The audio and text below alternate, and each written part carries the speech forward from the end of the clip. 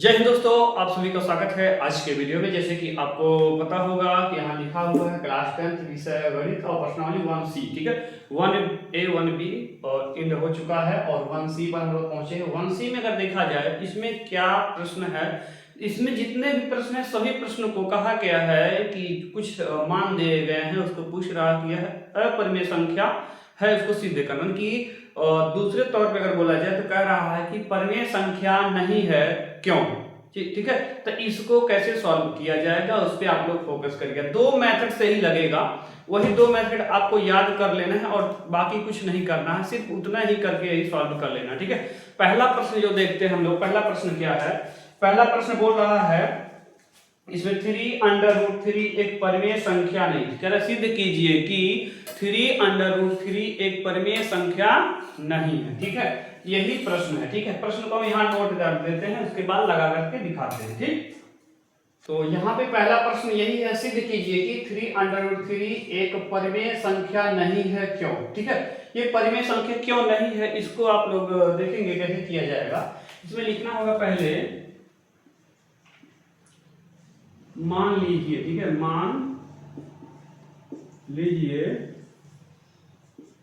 मान लीजिए कि 3√3 एक परिमेय संख्या। ठीक है, एक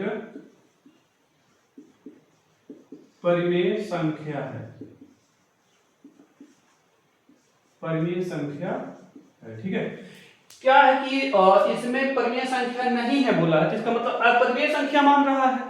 तो अपरिमेय पता करने के लिए पहले हमको परिमेय जानना होगा, तो इसीलिए सच्चाई को पता करना तो पहले उसकी जो झूठ चीजें हैं, उसकी जो बुराइयां, उसको पहले जानना होगा। उसी प्रकार से इसी के विपरीत चलना होता है। अगर अपरिमेय पता करना तो परिमेय पहले हमको पता होना चाहिए, तब हम बता पाएंगे कि अपरिमेय है।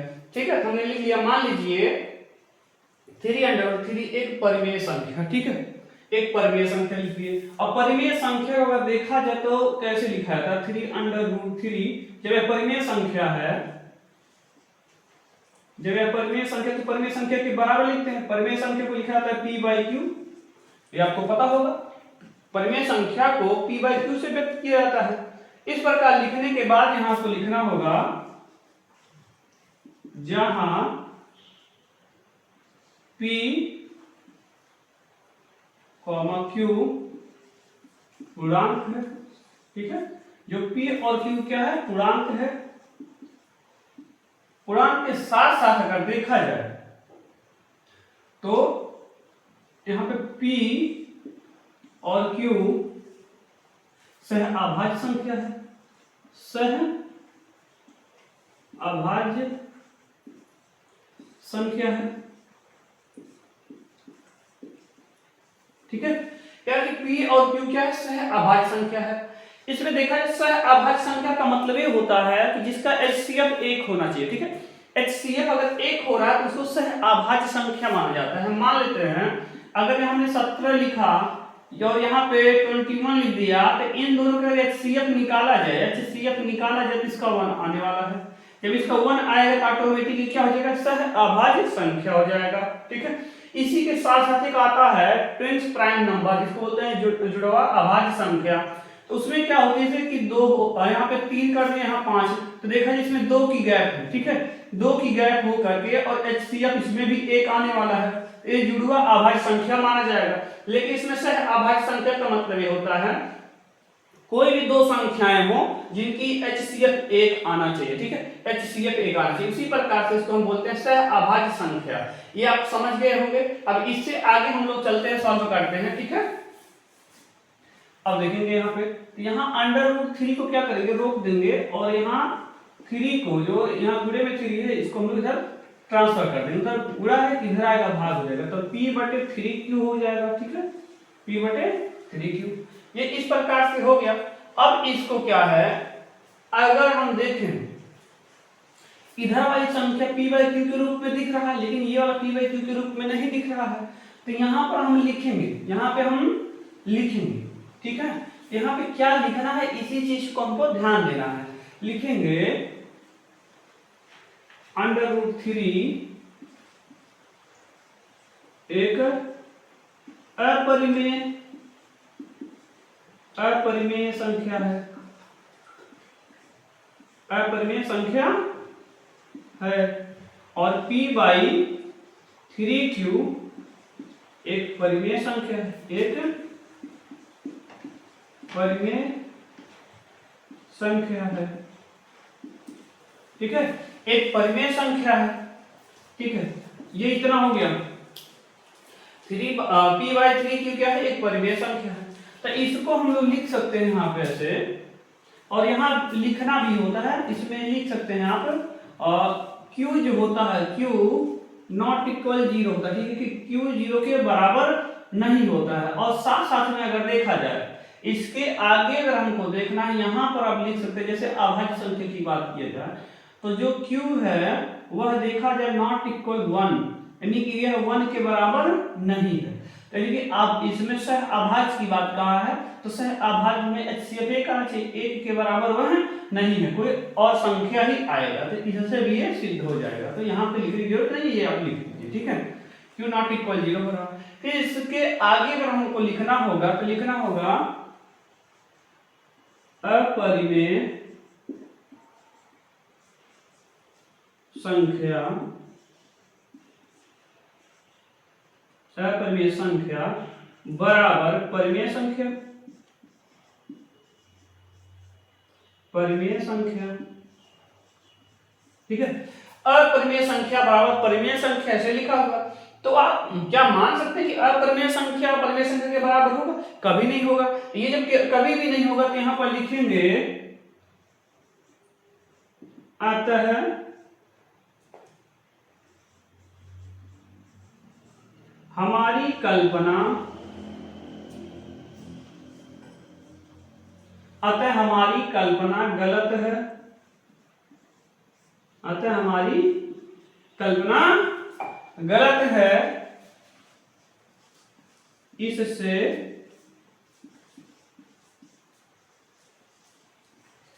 सिद्ध होता है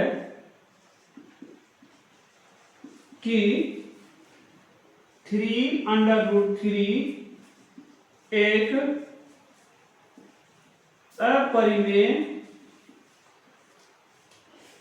अपरिमेय संख्या है। ठीक है, एक अपरिमेय संख्या।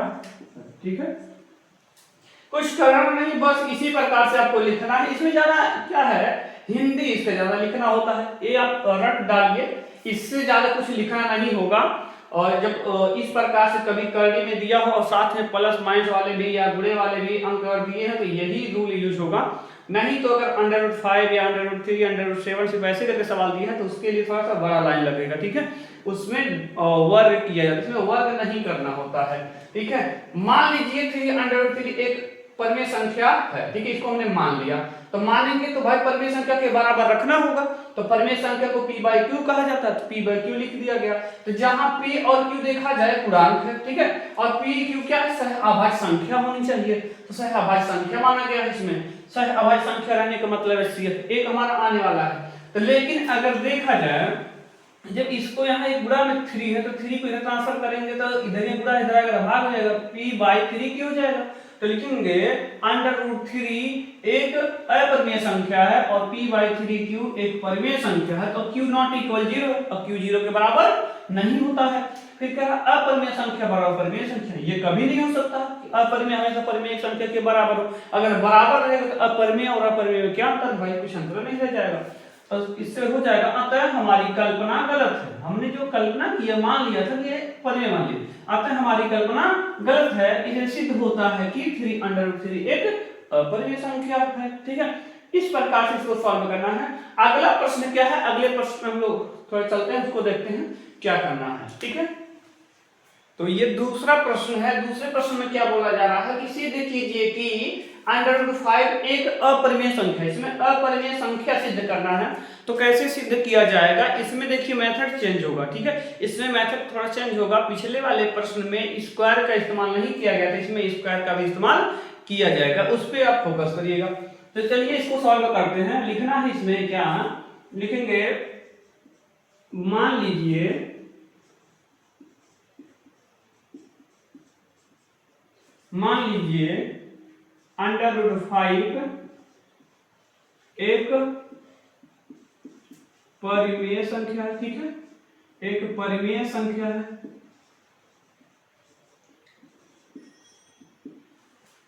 हमने मान लिया कि √5 क्या है, एक परिमेय संख्या है। अब परिमेय संख्या जब मान लिया तो इसको लिखना भी है कि कैसे परिमेय संख्या है। तो √5 को हम किसके बराबर लिखेंगे, p/q। तो p/q इसके पहले वाले प्रश्न में जो था हमने यहाँ लिखा था, जहां p और q क्या है, पूर्णांक है, और p और q एक सह अभाज्य संख्या है। तो यहाँ भी वो चीजें यहाँ नोट करनी होगी। तो लिखेंगे यहाँ पे, जहां p और q पूर्णांक है तथा p और q सह अभाज्य संख्या है, ठीक है, सह अभाज्य संख्या है। और इसमें सह अभाज्य संख्या इतना हो गया, तो इसको क्या करेंगे, फिर लिखेंगे यहाँ पे दोनों, पहले क्या कर लेते हैं, इसको हम लोग थोड़ा सा सॉल्व कर लेते हैं, ठीक है। इसको पहले हम लोग गुणा कर लेते हैं, देखेंगे ये भाग है ना, उधर जाएगा तो गुणा में हो जाएगा, इधर गुणा में जब होगा तो देखा जाए, इसको हम लिख सकते हैं p बराबर, और यहाँ पे लिख सकते हैं √5q, ठीक है। इस प्रकार से इसका इसमें गुणा कर दें, इसको उधर ट्रांसफर कर दें, ठीक है। तो p बराबर √5q, ये हो गया। अब लिखेंगे यहाँ दोनों पक्षों को वर्ग करने पर, दोनों पक्षों का वर्ग करने पर, अगर हम दोनों पक्षों का वर्ग करेंगे क्या हो जाएगा, यहाँ पे p² होगा, यहाँ √5 और √5q का होल स्क्वायर। तो p² यहाँ है ना, तो p² ही माना जाएगा। यहाँ 5 कड़ी से बाहर आ जाएगा, तो यहाँ 5 बाहर हो गया, और q² हो गया। तो ध्यान देंगे यहाँ पे जो 5 है इधर क्या है, गुणा के रूप में है। अब गुणा के रूप में बराबर उधर जाएगा तो भाग के रूप में होगा। भाग के रूप में होने का मतलब कुछ इस प्रकार से, p²/5 बराबर q², इस प्रकार से होगा। इसका मतलब 5 जो है p² विभाज्य कर रहा है, p² को विभाज्य कर रहा है। अगर p रहेगा तो भी विभाज्य करेगा, ठीक है। अगर पावर में रहे यानी कि स्क्वायर में रहेगा तो भी काटेगा, अगर पावर में नहीं रहेगा तो भी काटेगा, ठीक है। तो इस प्रकार से इसका हिंदी यहाँ लिख सकते हैं, और इसको हम लोग मान सकते हैं समीकरण फर्स्ट, ठीक है। इसको लिखेंगे समीकरण फर्स्ट, हो गया। तो लिखेंगे यहाँ पे, अतः p² 5 से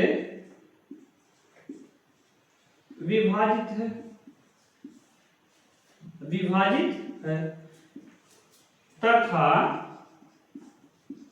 p 5 से विभाजित है, 5 से विभाजित है, ठीक है। देखेंगे यहाँ जो p² है यानी कि स्क्वायर पावर रहे या 1 पावर रहे तो भी वह 5 से कटने वाला था, इसलिए इसको हमने नोट कर लिया। यहाँ पे वो चीज हो गया। अब क्या करना है, इसके आगे हमको सॉल्व करना है, मान रखना है। जो p है या p² है, तो p बराबर हम लोग मान रखेंगे, ठीक है। जो यहाँ मान होता है 5, जिससे हम लोग विभाज्य करते हैं, उसी संख्या को रखना होता है, ठीक है। इसी संख्या को हम लोग रखेंगे, तो लिखेंगे तो p बराबर 5 तो लिखना है, यहाँ इसमें p और q है, इससे कुछ अलग संख्या हमको मानना होता है, ठीक है। इसके साथ में अगर इसके साथ में 5 के साथ में हमने 5 है, m मान ले, a मान ले, b मान ले, c मान ले, कुछ भी मान सकते हैं। मान लेते हमने m मान लिया, ठीक है। तो गया 5m, और m क्या है, पूर्णांक है, ठीक है। m क्या है, पूर्णांक। ऐसे लिख देंगे जहां m एक पूर्णांक है, m एक पूर्णांक है। अब यहाँ m एक पूर्णांक है, तो इसके अनुसार से अगर हम चलेंगे तो p बराबर इतना हो रहा है, तो p² बराबर क्या होगा भाई, तो पी स्क्वायर बराबर हो जाएगा 5m पे होल स्क्वायर, ठीक है, पी स्क्वायर बराबर 5m पे होल स्क्वायर। इस अनुसार से हो जा रहा है इसका मान, ठीक है। इसके अनुसार से अगर हम समीकरण 1 से चले, ठीक है, लिखेंगे इसको मान सकते हैं समीकरण 2, ठीक है, समीकरण 2 लिखेंगे समीकरण 1 से, समीकरण 1 से रखें यानी 1 से अगर चलेंगे समीकरण 1 यही है, समीकरण 1 है पी स्क्वायर बराबर 5q स्क्वायर। तो इसमें क्या करेंगे, तो पी स्क्वायर का मान रखना है, पी स्क्वायर का मान क्या हो जाएगा 5m स्क्वायर बराबर 5q स्क्वायर। इसको करेंगे तो 5 25 25 हो जाएगा और m स्क्वायर हो जाएगा, ठीक है, और यहाँ 5q स्क्वायर हो जाएगा। तो 5 से 25 कट जाएगा यानी कि बचेगा 5m स्क्वायर बराबर q स्क्वायर, ठीक है। तो इस प्रकार से हो रहा है, तो इसको मैं यहाँ नोट कर दे रहा हूँ, थोड़ा सा समझिएगा। ये लाइन है 5m स्क्वायर बराबर q स्क्वायर। तो देखा जी जो 5 है, एक बार यही 5 यहाँ देखिए, एक बार यही 5 क्या किया है और p को विभाजित कर रहा था, ठीक है, p को विभाजित कर रहा है, एक बार पी स्क्वायर में पी को विभाजित कर रहा है। अब यही देखिए 5 पे हम मल्टीप्लाई इधर आएगा तो भाग में हो जाएगा, इसका मतलब ये 5 अब इस q को विभाजित कर रहा है, एक बार उधर विभाजित किया, एक बार इधर विभाजित कर रहा है। तो इसका भी हिंदी थोड़ा सा नोट करना होगा, ठीक है, बस इसको यहीं तक लिखना है। जैसे इसमें लिखा गया है, आता है पी स्क्वायर 5 से विभाजित है और p भी 5 से विभाजित है, तो उसी प्रकार इसमें भी लिखना होगा, आता है q स्क्वायर 5 से विभाज्य है या विभाजित है या q 5 से विभाजित है, ठीक है, तो इसको भी हिंदी लिखना होगा। तो ये इतना आपको समझ में आ गया होगा। एक बार मैं आपको समझा देना चाह रहा हूँ, जैसे मान लीजिए √5 एक परिमेय संख्या, ठीक है, इसमें बोला कि अपरिमेय संख्या है तो उसको हमको उल्टा चलना होगा, तो परिमेय संख्या हमने मान लिया, तो √5 को परिमेय संख्या के रूप में दिखाना होगा, तो p/q ही एक फार्मूला होता है, क्योंकि p/q को ही परिमेय संख्या हम मानते हैं। तो जहां p और q अगर देखा जाए पूर्णांक है अर्थात pq क्या है, अभाज्य संख्या है। और जानते हैं आप जो q होता है, q क्या होता है, नॉट इक्वल 0, यानी q का जो मान होता है 0 के बराबर नहीं होता है, वो हमेशा 0 से बड़ा ही होगा, ठीक है। अब लिखेंगे इसको जब हम ट्रांसफर करें कि मल्टीप्लाई करेंगे, इधर ये क्या है भाग के रूप में इधर जाएगा पूरा हो जाएगा, तो √5 q होगा कि नहीं होगा, इधर p बचेगा, इसको हमने उधर लिख दिया। अगर हम यहाँ देखें इसको इधर लिखते हैं तो √5 q बराबर p होता, ठीक है, तो इसको उधर ट्रांसफर कर देते, उधर चला तो 5 √5 और q इधर आया था, इसको हमने डायरेक्ट इतना कर दिया, ठीक है।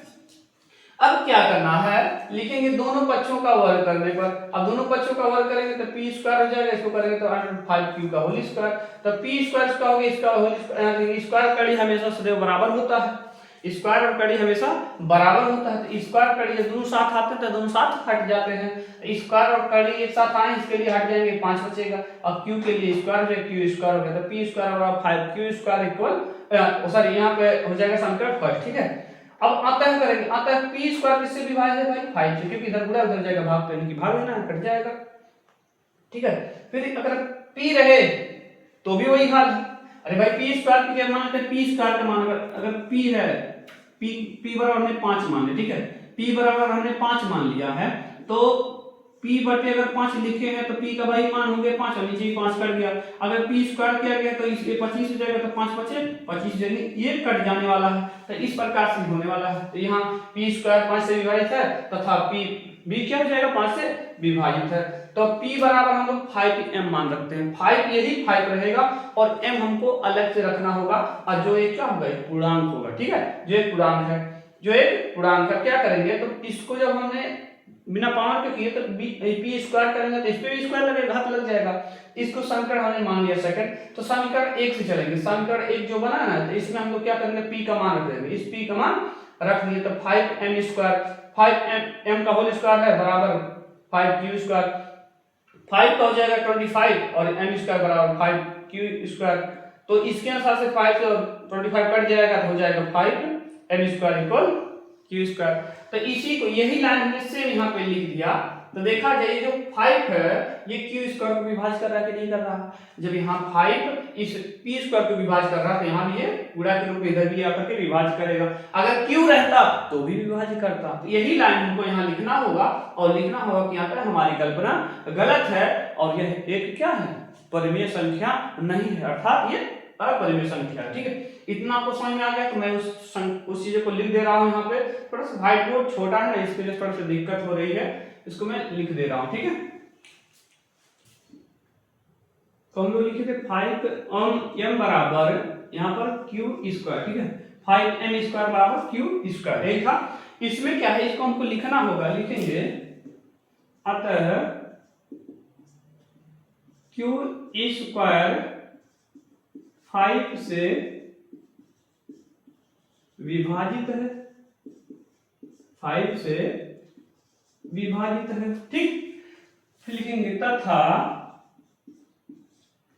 P भी 5 से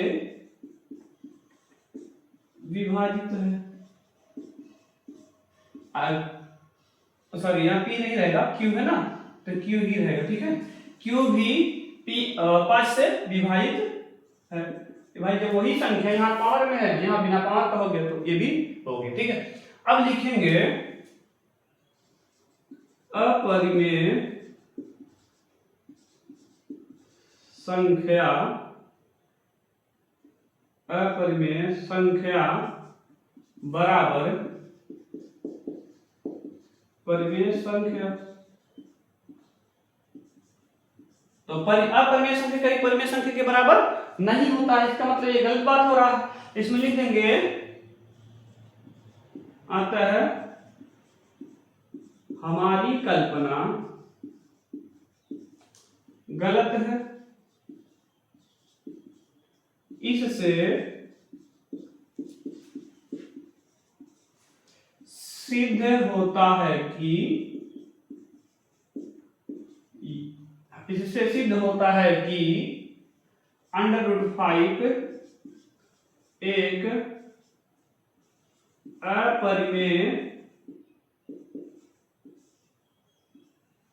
अपरिमेय संख्या है। ठीक है,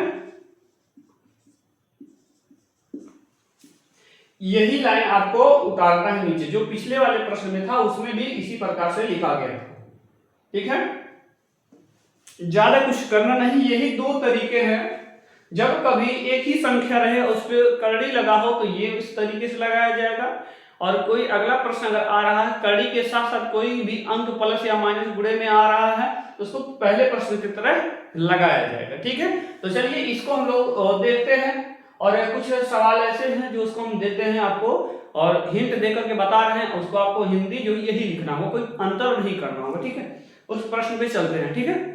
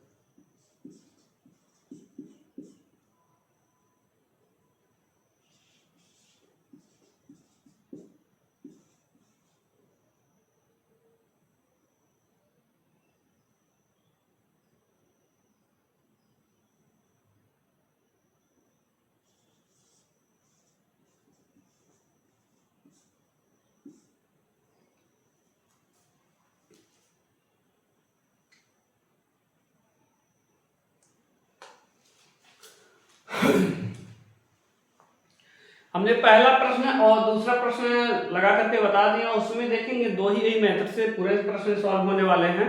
तो उसके तौर पर देखते हैं कौन कौन से प्रश्न हैं। जैसे देखिए ये पहला प्रश्न देखा जाए कि तीसरा नंबर पे जो प्रश्न है, अगर इसको भी हम लोग लिखेंगे 3 + 2 √5 तो किसके बराबर, p/q के बराबर। बाकी हिंदी वही लिखना है, हिंदी में कोई परिवर्तन नहीं होने वाला है, हिंदी वही लिखना है और बस ये संख्या की जगह पर ही उतारते जाना। बात उसमें एक शब्द में भी कोई परिवर्तन नहीं होगा, सिर्फ उसमें अंकों का परिवर्तन होने वाला, ठीक है, अंकों का। ठीक, इसमें क्या करना है भाई, ये इधर प्लस से इधर आएगा तो क्या हो जाएगा, माइनस हो जाएगा, ठीक है, इधर माइनस हो जाएगा तो p/q -3 होगी, ठीक है। वो √5 को फिर रोका जाएगा, एक गुणा इधर आएगा, भाग में आएगा, तो भाग में q है ना, तो इसी के में आ जाएगा तो 3 × q -3। अब देखा जाए इसको हिंदी में हम लिख लेंगे कि यह एक अपरिमेय संख्या है और p/3q -3 यह एक परिमेय संख्या है, अतः हमारी कल्पना गलत, तो इससे सिद्ध होता है यह एक अपरिमेय संख्या है। तो इस प्रकार से लिखना है और ऊपर लिखना है p और q एक पूर्णांक है और p और q सहअभाज्य संख्या भी है, ठीक है, इतना करना है। q ≠ 0 होता है और HCF आपको पता है, HCF जब 1 आएगा तो सहअभाज्य संख्या माना जाएगा। इसी प्रकार से इसको सॉल्व कर लेना है। और सातवां प्रश्न जो है, सातवां प्रश्न √7 जो है, अभी जो दूसरा प्रश्न हम लोग सॉल्व किए जिसमें √5 था, सेम वही संख्या रहेगा, जहां जहां 5 था वहां वहां 7 कर लेंगे, ठीक है, वहां वहां 7 लिख करके सॉल्व करेंगे और सेम टू सेम वही अक्षर वही शब्द उतारना है, सिर्फ जहां 5 रहेगा वहां 7 उतार लेंगे, ठीक है। अब इसके बाद अगला प्रश्न है, अगले प्रश्न को अगर हम देखें जो पांचवा प्रश्न है 2 + √2 है, ठीक है, इसको अगर हम p/q के रूप में लिखेंगे, p/q के रूप में, तो √2 यहाँ हो जाएगा, ये प्लस इधर आएगा तो माइनस जाएगा, तो p/q -2, तो इसको लिख देंगे, आता है √2 एक अपरिमेय संख्या है और p/q -2 एक परिमेय संख्या है और इस हमारी कल्पना, अतः हमारी कल्पना गलत है, इससे सिद्ध होता है कि यह एक अपरिमेय संख्या है। तो यह एक अपरिमेय संख्या, जो अपरिमेय संख्या होगा उसको लिख देना है, तो अपरिमेय संख्या 2 + √2 अपरिमेय संख्या। इसी मेथड से पूरे प्रश्न सॉल्व होने वाले हैं, ठीक है, इसी मेथड से पूरे प्रश्न सॉल्व होने वाले हैं। अगर आप चाहते हैं इन प्रश्नों का सलूशन चाहिए, अगर नहीं लगा पा रहे हैं तो टेलीग्राम पे आप आइए, टेलीग्राम पे आप लिख दीजिए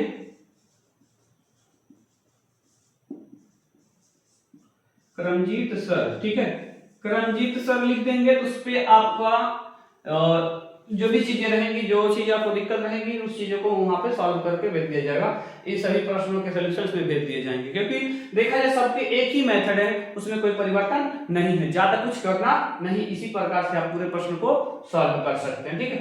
तो आज का वीडियो बस इतना ही, और हम लोग अगले वीडियो में बताने वाले हैं 1D, ठीक है, 1D को एक ही वीडियो में पूरा खत्म करने वाले हैं। अगर आपको ये प्रश्न समझ में आ गए हो तो वीडियो को लाइक कीजिएगा और चैनल पर नए चैनल को जरूर सब्सक्राइब कर दीजिएगा। अगर आप लोग सोच रहे हैं कि 2 ही प्रश्न बता करके और इतने होमवर्क में दिए हैं, तो ये आपके भलाई के लिए ही किया जा रहा है, क्योंकि एक ही मेथड से लगने वाला है। अगर इस प्रकार से प्रश्न हो या इस प्रकार से इस प्रकार से इस प्रकार से इस प्रकार से जो प्रश्न है, सभी इसी मेथड से इतने लगाना है, बाकी हिंदी लिखना है और कुछ करना है, ट्रांसफर आप कर दीजिए और लिख दीजिए अपरिमेय, परिमेय और कल्पना अपना गलत बता दीजिए और सिद्ध कर दीजिए कि यह क्या है, अपरिमेय है। सिर्फ ये 7 वाला जो प्रश्न है ये दूसरे प्रश्न की तरह ही लगेगा और कोई परिवर्तन नहीं रहेगा, ठीक है। तो बस इतना ही हमको बताना था, इतना हम बता दिए, और बाकी चीजें आपको टेलीग्राम पे आइए, करमजीत सर लिखिए और वहां पे आपको सोल्यूशन पूरा मिल जाएगा, ठीक है। और बस इतना ही, अब नेक्स्ट वीडियो में हम लोग मिलते हैं। अब आगे जो भी हमारा एक्सरसाइज होगा, प्रश्नावली होगा, उसको हम समझाने का प्रयास करेंगे, ठीक है। जय हिंद, वंदे मातरम।